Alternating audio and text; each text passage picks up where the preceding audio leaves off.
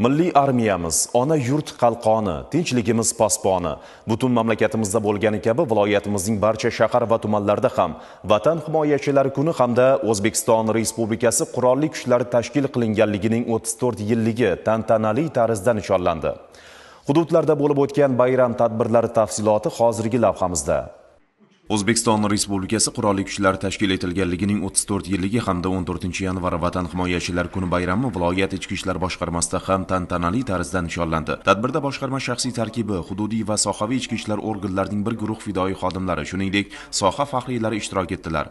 Dastavval boshqarma boshlig'i so'zga chiqib, so'nggi yillarda qurolli kuchlar, xususan ichki ishlar organlarida amalga oshirilayotgan tub islohotlar, xodimlarning jangovar shayligi, xizmat samaradorligi va moddiy texnik ta'minotini mustahkamlash borasida erishilgan natijalarga alohida to'xtalib o'tdi. Aytish kerakki, yurtimizdagi tinchlik osoyishtalikni mustahkamlash, jamoat xavfsizligini saqlash, qonun ustuvorligini ta'minlashda ichki ishlar organlari xodimlarining ham hissasi katta. Shundan kelib chiqib, vataniga va xalqiga sadoqat bilan xizmat qilib kelayotgan bir guruh xodimlar Ichki ishlar vazirligi hamda boshqarmaning ko'krak nishonlari, faxriy yorliq va esdalik sovg'alari bilan taqdirlandilar.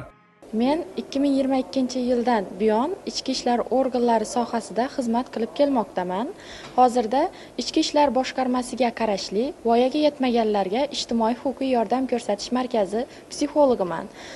Xizmat davomida asosan voyaga yetmaganlar bilan suhbat olib boraman, ularning muammolariga yechim topish yo'llarini qidiramiz. Mana shu kamtarona mehnatlarimizni inobatga olgan holda vazirimiz tomonidan Tomaris ko'krak nishoni bilan taqdirlandim. Bu mukofot nafaqat menga, balki bizning viloyat ichki ishlar boshqarmasi shaxsiy tarkibiga bildirilgan ishonch namunasi deb bilaman va bundan buyog'iga ham menga bildirilgan ishonchlarni oqlagan holda vatanimga sadoqat bilan xizmat qilaman. Bu mukofotni 14-yanvar Vatan himoyachilari kuni bayrami munosabati bilan olganim meni yanada xursand qildi. Bu menga yanada ko'proq mas'uliyat yuklaydi. Bu mas'uliyatni yurakdan his qilgan holda xizmat faoliyatimni yanada yuksak darajada davom ettiraman.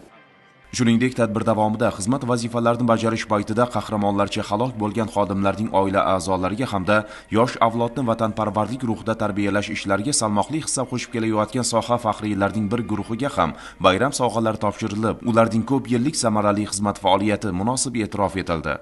Mening turmush o'rtog'im Rajab Jumazar Raymuch ana shu ichki ishlarda ishlagan.